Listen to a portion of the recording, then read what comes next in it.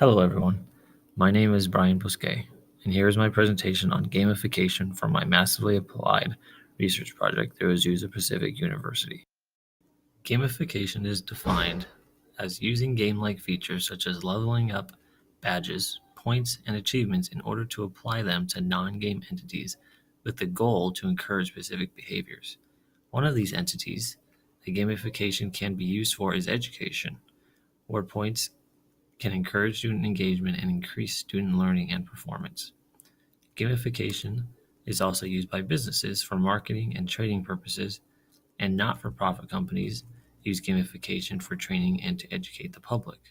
One popular business example of gamification is Starbucks and their Stars reward system, which uses gamification strategies to encourage customers into purchasing more Starbucks products to acquire more stars and earn free drinks. For training, companies like McDonald's have used gamification strategies to train their cashiers before they begin to work in the stores.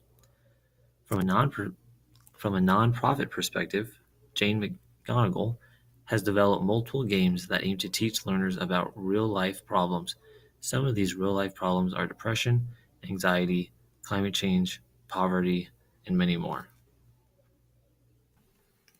There are quite a few benefits to using gamification. The first benefit is that competition is promoted, which then increases engagement.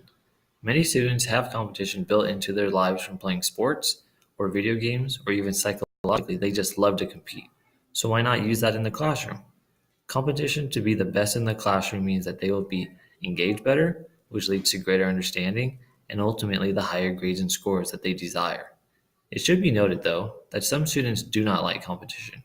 For those students, or if a class is comprised mostly of those students, then you have the option to make gamification a more individualized competition, where all students are aimed at reaching a specific amount of points to achieve a desired result. This way, students don't feel pressured to perform against their peers. A second benefit to gamification is that it encourages specific behavior that is desired in the classroom. When points, badges, achievements, or whichever reward system is used, it encourages students to behave in a way that will reward them for their actions. In the class, it could include anything from being a leader, helping other students, not being a distraction, and a number of other behaviors. Essentially, it is an additional method that can be used along with your classroom management system. Lastly, using gamification in the classroom can increase accessibility for your students in the classroom and at home. Learners of all kinds can benefit from gamification. A study published by Education and Treatment of Children used gamification to teach students with autism, and their results showed that all of the students in the study were successful in learning the content taught by using gamification. Gamification is also not limited to only being used in a classroom. Gamification can be used at home through homework or a flipped classroom model, where students would be rewarded for performing the desired behavior, which in the examples would be completing homework, correctly answering homework questions, and watching a video in preparation for. So now that we've talked a little bit about what gamification is and the benefits it has, I'm going to show you a couple of resources that exhibit gamification and can help you to engage your students while they learn the content. So the first one that I use in my class is typing.com, and I use this with kindergartners all the way to 8th graders. So when you get them logged in, this is what their homepage will look like, more or less. And you're going to show them these typing lessons right here. And so these are great for the level that your students have and their experience they have with typing. So if you're working with kindergartners or first graders who maybe don't type that much, you can start with beginner. While if you have 8th graders who have typed a lot, you can start with advanced or intermediate. Or even if you have 8th graders who have never typed before, you can start at intermediate. It's just a great way that you can adjust the process and adjust the typing for their skill level. So once they choose these, they're going to come over here and they're going to go through these different stages. So the stage is JF and space. And they're going to complete these different levels. And as they complete these levels, they're going to get experience. And when they get their experience, it's going to fill up their bar that's located right up here. And this is what my kids really like, is this bar is their evolution bar. So they're going to get experience and then until they fill it up, and then they get to evolve their badge or their kind of character up here. It different types of characters. So mine is a tree, there's a dragon, there's animals, there's multiple characters or badges that you can use, and they get to evolve, which is one of those gamification aspects that students really like and keeps them engaged and gives them something to work for. So let me take you to one of the actual levels right here. We'll do words for D, E, and I keys. And so what the website does is they give you lines of words. And so your students just type the lines of words until they get close to the bottom or they finish. And what's really nice about this is that for words that they mess up on, so let's say I misspell fire and I get a wrong letter, you can go back and they can fix it, because a lot of my students don't like to see that red there. And so when they finish the level, they're going to get this page. Now this page is cool because they give you sounds for the stars that you get.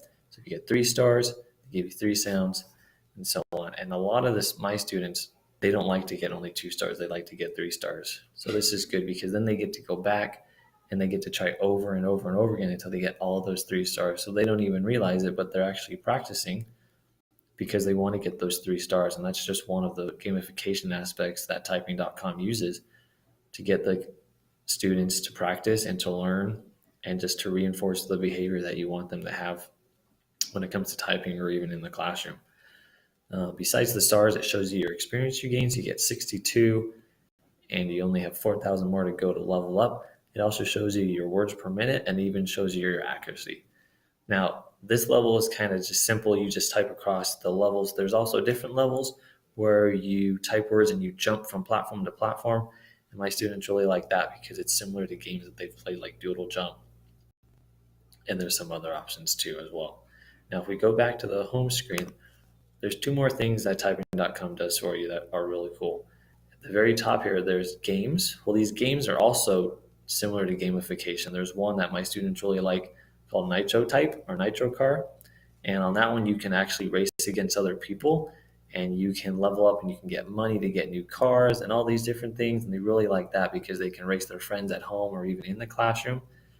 And there's other games like an asteroid game and other things like that where they can compete and they can get points. And it's just another way that gamification aspects are used to drive home the learning and drive home the behavior in class. The last thing is this class scoreboard right here. So every class that you make as a teacher for typing.com shows the students in the class, and they show the speed that they can type and the accuracy and even the typing time that they have. So this is just another great way of having a way to rank your students and then a way to provide the top performers points or rewards or food or whatever you're going to do for your class to motivate them to do those expected behaviors, to do the best they can on typing.com. This is the first resource I have to show you. I hope you really liked it. Now let's get to the next one. So this is a second application that uses gamification aspects to its advantage to help students learn, or anyone learn who uses it. This application is called Duolingo, and what Duolingo does is it helps people learn foreign languages. It includes Spanish, Portuguese, French, German, all sorts of languages.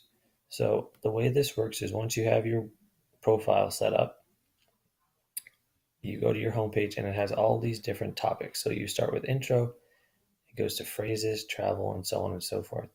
And so you would click on one of these badges and you would start your lesson, and the lesson will ask you what words in other languages mean, and it also uses actual verbal phrases so you can hear it, and it shows you pictures. So for example, if you were looking to say agua, which is water, then it would say el agua, and it would show you a picture of water and ask you which one is that, and you would choose the one with the picture of the water bottle. It also gives you an options of saying the word for you, and then you have to choose the word in English that matches up to that word in Spanish.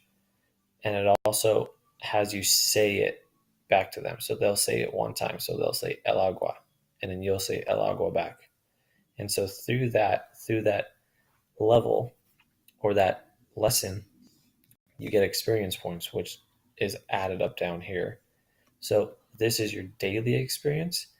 Each lesson gives you 10 experience. So I've gotten 30 experience total, And when I did that, I actually leveled up my first circle for intro. And when you do that, you get 1 crown, and your crowns are your levels. So I have a level of 1 right now, and that would be one of the gamification aspects that Duolingo uses to keep you coming back more and more, to keep learning and learning and learning. Another thing they use is your day streaks over here. So you can see how many days you've met your daily goal. And that's another way that it keeps you coming back, so that you can say, I did 360 days in a row to learn Spanish. So that's another way that they use gamification to keep you coming back to learn, and um, creating that desired behavior that they're trying to seek from, or you as a teacher could use as well. They also have a shop option right here. What the shop option is if you have a profile, you can actually purchase other bonuses. You can purchase practices. You can earn these things called lingots, which are kind of like jewels that you get from finishing new skills. You can just purchase things that can customize your Duolingo experience, which is kind of like a video game where you can buy stuff from a shop in the game or whatever it may be, so that it's different from every other person's experiences, and it can be customized to your preferences. The last cool thing that Duolingo does is when you do create that profile, you can go on there and you can choose different aspects of your character, which is a kind of like an avatar. You can change the hair color and all these things, so that it again customizes it for you, so that it feels like a personal experience, which helps you to keep coming back over and over again, when you don't even have to think about it when you're actually learning, rather than feeling like it's work or it's hard. It's just a really good way that gamification can keep you coming back for more over and over and over again, and you can keep learning and learning and learning.